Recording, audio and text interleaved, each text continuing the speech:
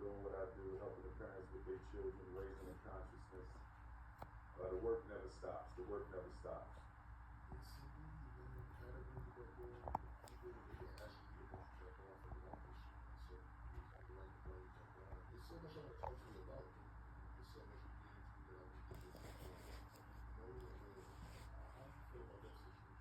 Yes, sir. Yes, sir.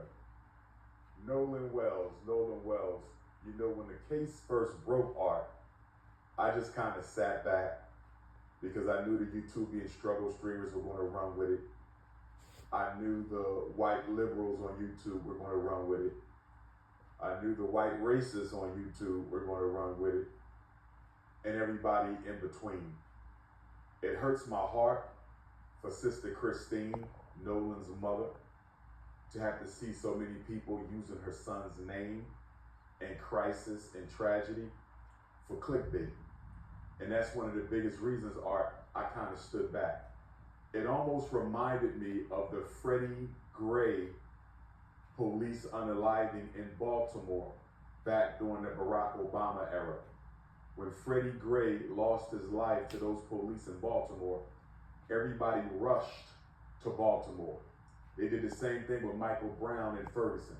Not because they necessarily cared about the tragedy, but because they wanted to benefit personally from it. And so I stayed away from Ferguson, I stayed away from Baltimore, and I stayed away from the Nolan Wells situation for a while because I didn't want to look like so many other people who just jumped in to have something to say, to use that young man's loss of life for clickbait and views.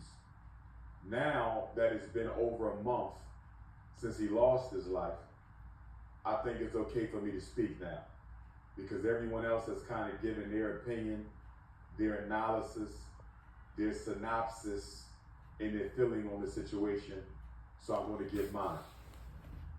First of all, Nolan Wells, Javon, and I want Javon to hear this, and I want any other black person who was on Devil Horns Island that day to hear this.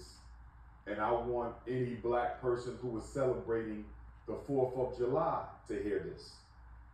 No black person, no black freedman, no black immigrant, no member of the black race at all should have been celebrating July 4th, 2026.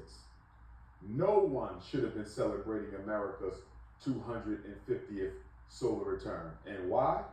Because our ancestors were still enslaved.